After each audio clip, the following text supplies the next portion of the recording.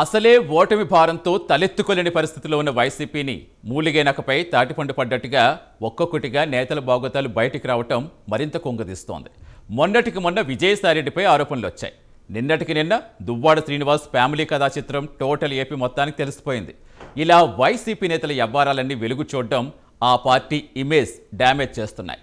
మరోవైపు పార్టీ పరువు గంగలో కలుస్తున్న అధినేత జగన్ మాత్రం సైలెంట్గా ఉండడంపై అనేక రకాల ఊహాగానాలు వినిపిస్తున్నాయి. కనీసం సదరు నేతలపై పార్టీ పరంగా చర్యలు తీసుకోకపోవడంపై విమర్శలు వెల్లువెత్తుతున్నాయి. ఇప్పటికే ఇద్దరు నేతల అఫైర్స్పై వార్తలు వచ్చిన నేపథ్యంలో భవిష్యత్తులో మరింత మంది నేతల ఇల్లీగల్ అఫైర్స్ కూడా బయటకు వస్తాయని టాక్ వినిపిస్తోంది. మొన్న విజయసాయిరెడ్డి, నిన్న దువ్వాడ శ్రీనివాస్, మరి రేపెవరు?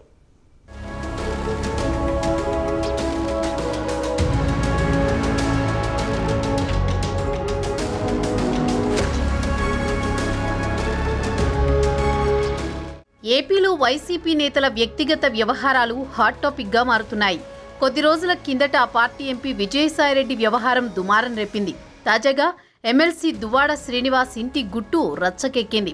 వైసీపీలో ప్రముఖ నేతల వ్యక్తిగత విషయాలు ఇలా హైలైట్ అవుతుండడం ఆ పార్టీకి సమస్యగా మారుతోంది. అయితే ఈ విషయంలో జగన్ ఎలాంటి చర్యలు తీసుకోవడం లేదు. నిజానికి అవేమీ పెద్ద విషయాలు కాదన్నట్లుగా ఉంటున్నారు. ఈ కారణంగా ఒకరి తర్వాత ఒకరు వ్యక్తిగత వ్యవహారాల్లో వివాదాస్పదమవుతున్నారు. పైగా వారి గురించి తెలిసే జగన్ ప్రోత్సహించారని ఇప్పుడు బయటపడిన ఆయన ఎందుకు పట్టించుకుంటారన్న ప్రశ్నలు వినిపిస్తున్నాయి.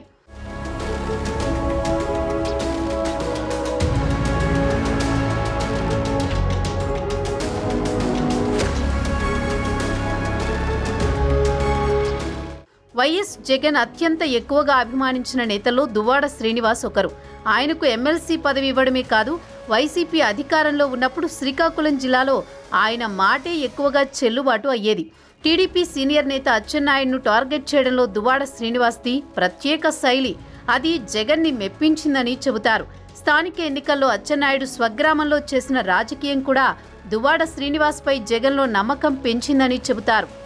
అందుకే ముగ్గురు నేతలు పోటీ పడుతున్నా సరే దువ్వాడకే జగన్ టికెట్ ప్రకటించారు. కానీ ఈ మధ్యలో ఆయన మరో మహిళతో వివాహేతర బంధం పెట్టుకున్నారని, అది వారి కుటుంబంలో చిచ్చుకు కారణమైందని తెలిసింది.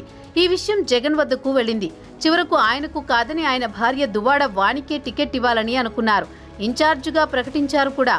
కానీ చివరికి దువ్వాడ శ్రీనివాస్కే టికెట్ ప్రకటించారు. దువ్వాడ వాణిని బుజ్జగించారు. కానీ ఫలితం మాత్రం నిరాశ కలిగించింది. అంటే దువ్వాడ ఫ్యామిలీ సర్కస్ గురించి తెలిసి కూడా జగన్ ప్రోత్సహించారు, టికెట్ ఇచ్చారు.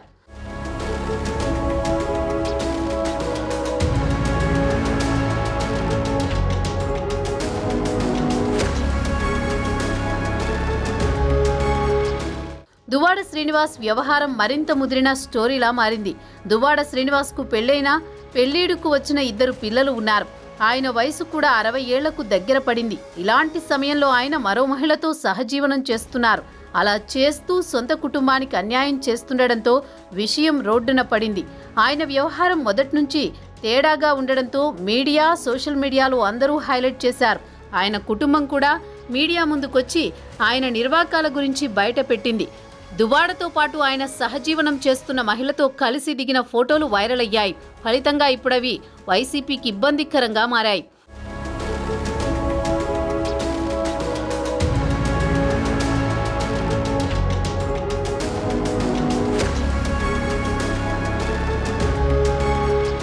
ఇక ఎంపీ విజయసాయిరెడ్డి వ్యవహారం 2-3 వారాల పాటు హైలైట్ అయింది. ఆయనపై నేరుగా ఓ దేవాదాయ శాఖ ఉద్యోగిని భర్తే ఆరోపణలు చేశారు. తన భార్యకు పుట్టిన బిడ్డకు కారణం ఆయనేనని DNA టెస్టులు చేయించుకోవాలని సవాల్ చేశారు. ఈ అంశంలో అధికారిని పెట్టిన మీడియా సమావేశం కూడా వైరల్ అయింది.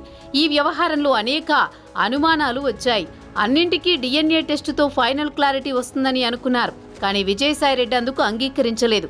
అయితే ఆ అధికారిని భర్త మాత్రం అదే డిమాండ్ చేస్తున్నారు. చివరికి విజయసాయిరెడ్డి సోషల్ మీడియా ద్వారా ఓ వివరణ ఇచ్చారు. ఆ అధికారినికి చేసిన అన్ని రకాల సాయాలు కూతురిగానే భావించి చేశానని, తాను వారింటికి వెళ్లి బిడ్డను ఆశీర్వదించానని, తన ఇంటికి వస్తే బట్టలు పెట్టానని చెప్పారు. అంతే తప్ప మరేమీ లేదన్నారు. కానీ అప్పటికే వైసీపీకి జరగాల్సిన డ్యామేజీ జరిగిపోయింది.